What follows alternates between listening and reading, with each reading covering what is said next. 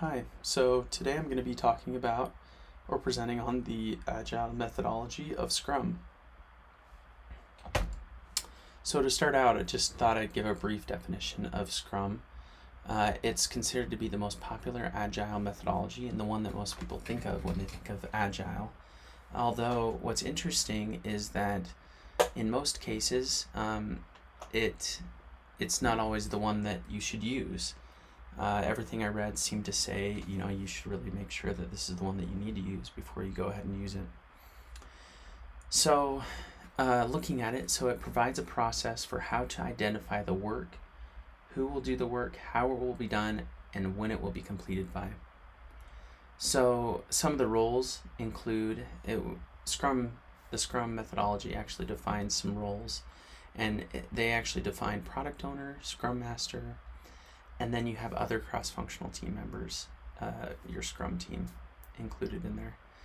So one of the biggest principles behind Scrum is this idea of short phases or sprints, where your entire project is broken up into these 1 to 4 week sprints. And at the end of each project, you should be able to have a deliverable product. Maybe not the whole product working in a complete format, but at least something to deliver to the client. And then the sprint actually will end with a review and a retrospective, and then we'll go through that whole process again until the project is complete.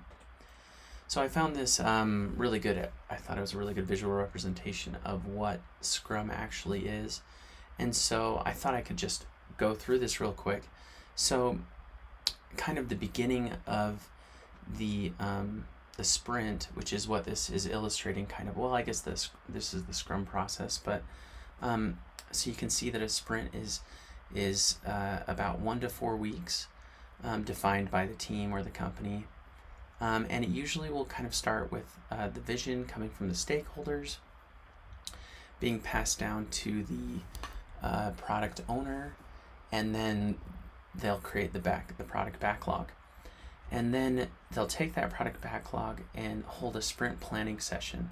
In this meeting, there'll be a plan formed for the upcoming sprint. And then anything that doesn't fit in that sprint planning will go back into the sprint backlog. And then we'll begin the sprint.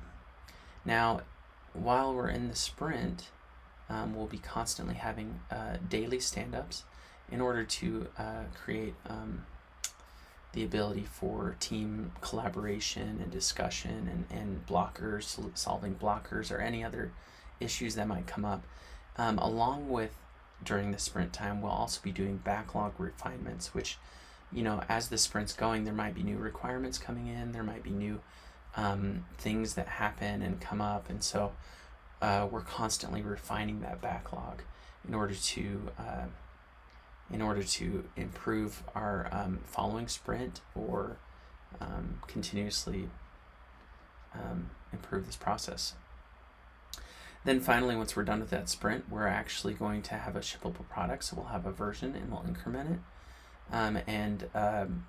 And with whatever that feature, whatever was completed in that sprint, we'll then be able to take it to our stakeholders and the rest of the Scrum team and do a review or a demo of what we've actually completed. And then after we're done with that, we do a retrospective, and this retrospective's purpose is to figure out what we did good, what we did bad, what we did well in this sprint, and then hopefully we'd improve upon it on the next sprint. And so the whole point of this is to be able to have quick turnaround on our iterations and to be able to continually improve a product.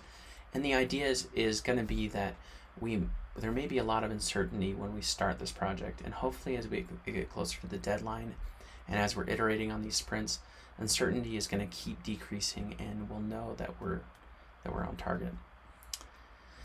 So let's go on to the next slide. So we're going to be talking about the 12 principles of Agile software, and specifically how they relate to Scrum. And as I go through this, you'll probably see that a lot of the principles overlap with different things within Scrum, the Scrum methodology. So you see a lot of things repeated in here, but I guess the point is to see that Scrum is meeting all of these Agile principles. And so let's look at the first one here. So the first one is customer satisfaction. So Scrum's focus is on time delivery and to be the first market ready product.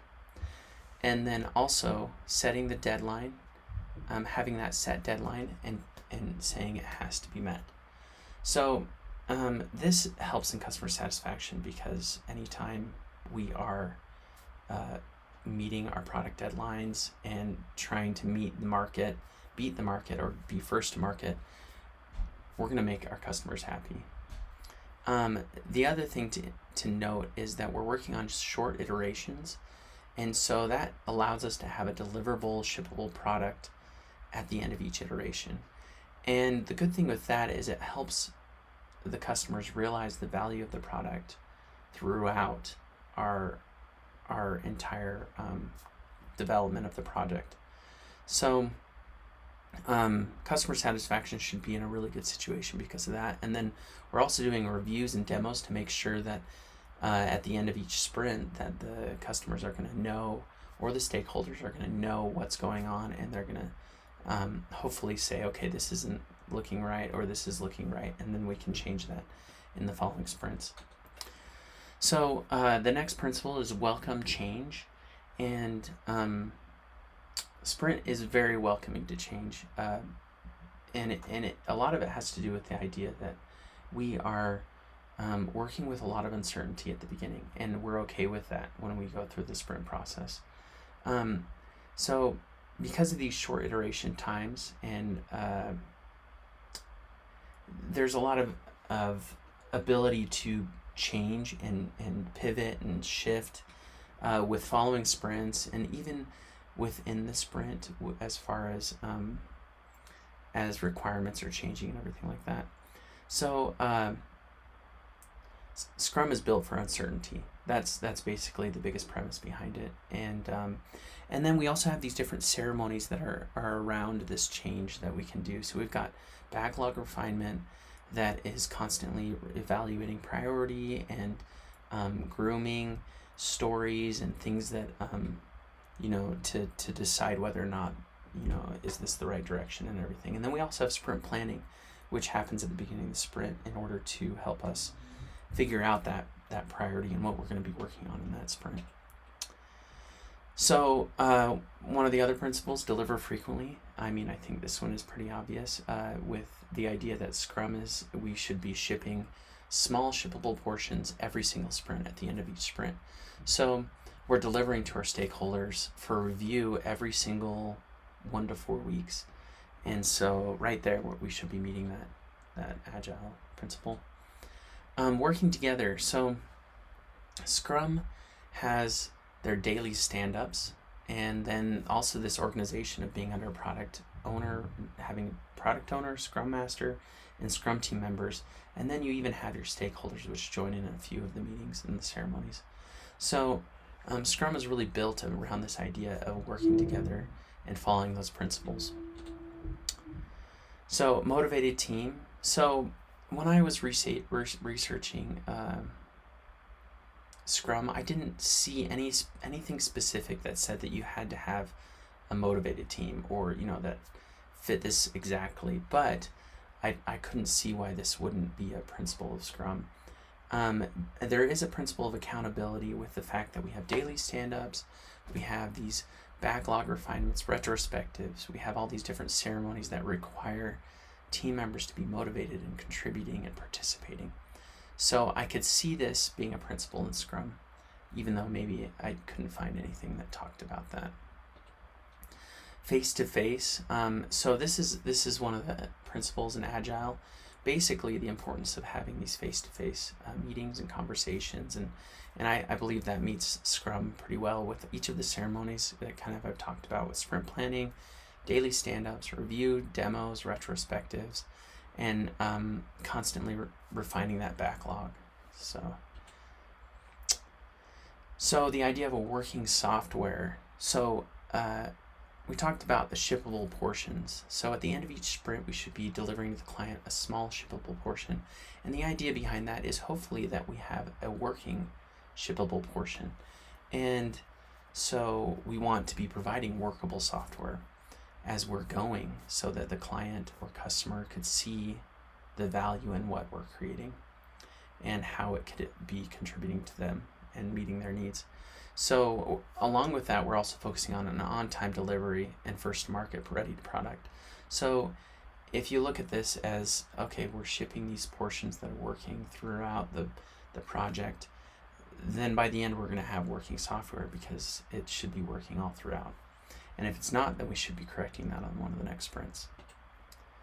Okay, so constant pace. So once again, we've got those 1 to 4 week sprints.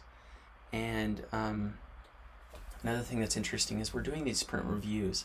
And so obviously, if we're going to be doing a review, hopefully we'd be looking at our velocity and deciding, okay, are we meeting our velocity correctly? And that could be a potential, okay, we need to change this in our review because we're looking at it and we see that our velocity was down this sprint. We need to increase that, or we need to, we're not on track and everything like that. So constant pace, I believe, is met pretty well in our Scrum methodology. Good design. So good design is going back to these same principles of being in a sprint, having review, and there's continuous attention to technical excellence and good design. That's actually the Agile principle. And once again, I can't see why this one wouldn't fit directly in with Scrum, with our sprints, with our project reviews and product reviews, reviews and demos to our stakeholders. This should just be taken care of in those. Simplicity. So the focus on each iteration is the work for the current sprint with the end in mind. So the idea is that we are only working on what's essential and what's most important at the time. So this one should be met very easily in Scrum. Self-organization. So if we look at each of the roles within Scrum, we see the product owner is responsible for maximizing the value of the product, and then the Scrum Master is accountable for ensuring the projects follow Scrum methodology. So if you look at self-organization as being the product owner, the Scrum Master, and the Scrum team being accountable to each other for their roles in the team, then you could say this is a self-organized methodology. So then we come to this last principle, the 12th principle, about reflecting and adjusting.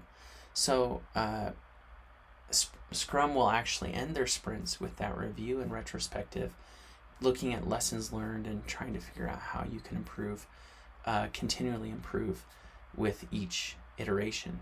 So this principle should also be covered there pretty easily. So here are my references right here. You can see I cited each of these. And just in conclusion, looking at Scrum, it appears to align very well with the 12 principles of Agile software.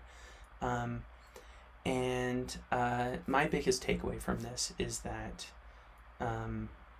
Scrum is really a really well-defined process that helps us know roles, helps us know ceremonies, and helps us to iterate quickly on projects in order to meet the customer's needs. So thank you. That ends my presentation. Thank you so much.